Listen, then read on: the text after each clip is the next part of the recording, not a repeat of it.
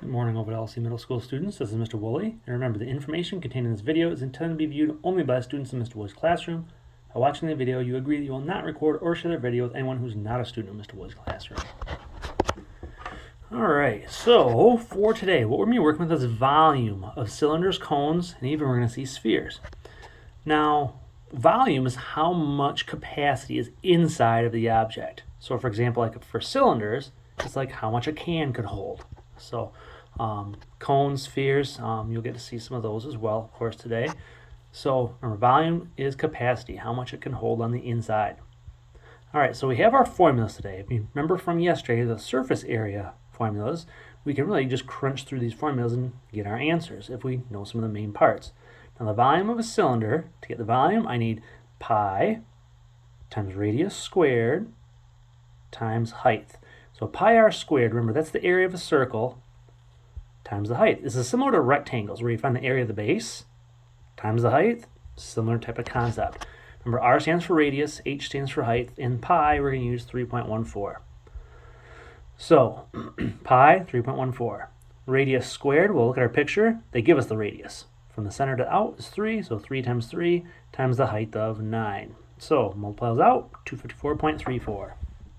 So same kind of shapes that we worked with yesterday, obviously, but now we're finding volume of those particular ones. So I have the radius, that's good, that's what I want, and I have a height, so I'm good to go. Volume is pi times radius squared times the height. So 3.14 times the radius is 7 times the radius is 7 times the height of 14, 2,154.04 cubic inches. So remember there you're going to have like little cubes for your labels there. Because volume, not volume of a cone.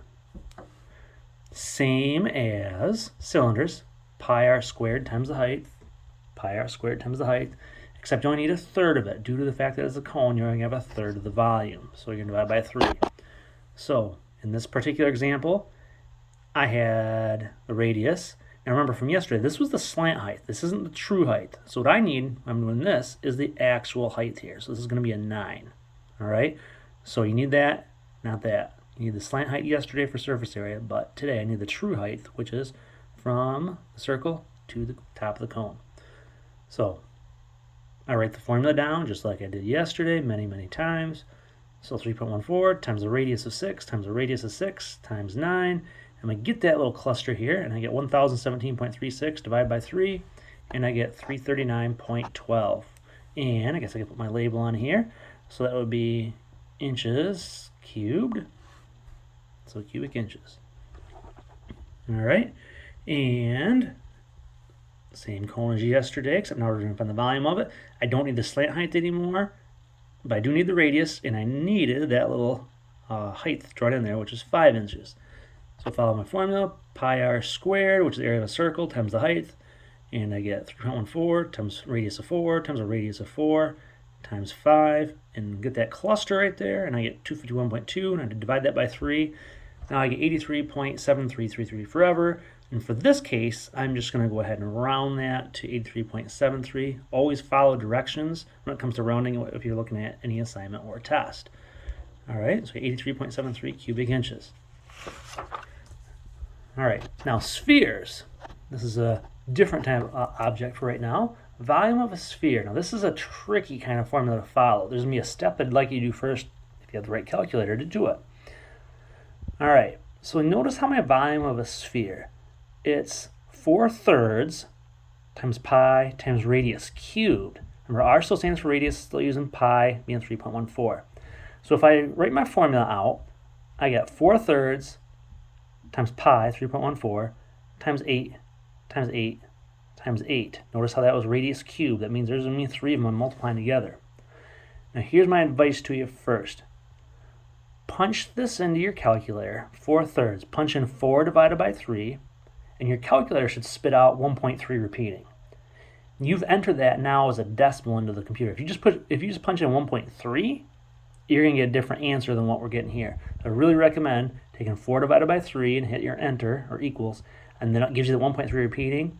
Then just take that answer, and all you got to hit is times 3.14 times 8 times 8 times 8, and you should get the correct type of answer now. 2,143.573 repeating, which in this case I'm just going to round the nearest hundredth. 2,143.57, and that'd be cubic meters. So that is an important step there. Enter that into the calculator first. That way you get the 1.3 repeating into the calculator. You can't put it in yourself. You got to put the division problem in. Now the calculator realizes it's a repeating problem. Then go ahead and use that to multiply the rest of the way.